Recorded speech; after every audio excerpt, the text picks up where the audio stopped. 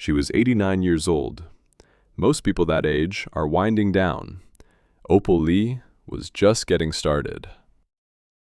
In 1865, nearly 2.5 years after Lincoln signed the Emancipation Proclamation, Union soldiers finally arrived in Galveston, Texas, and told enslaved Black Americans what had already been the law. They were free. That day was June 19th, Juneteenth. For over 150 years, it remained largely unrecognized by the federal government. Opal Lee intended to change that.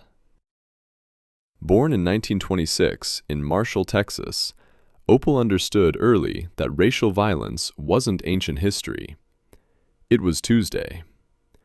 When she was 12 years old, on the very night of a Juneteenth celebration, a white mob of hundreds attacked her family's home in Fort Worth.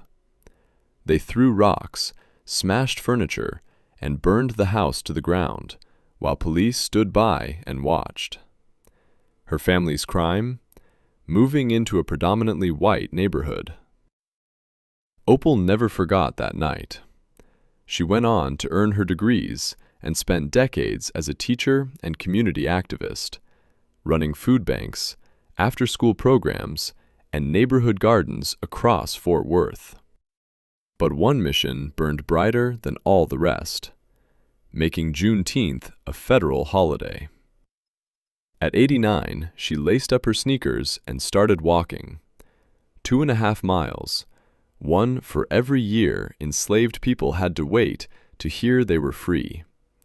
She did it every year, and every year, thousands more joined her. She gathered over 1 million signatures. She lobbied Congress. She walked 1,400 miles to Washington, D.C. She testified before lawmakers at 94 years old. Then the White House called. On June 17, 2021, Opal Lee sat in the front row as President Biden signed the Juneteenth National Independence Day Act into federal law. Tears streamed down her face. At 94 years old, she had just changed American history.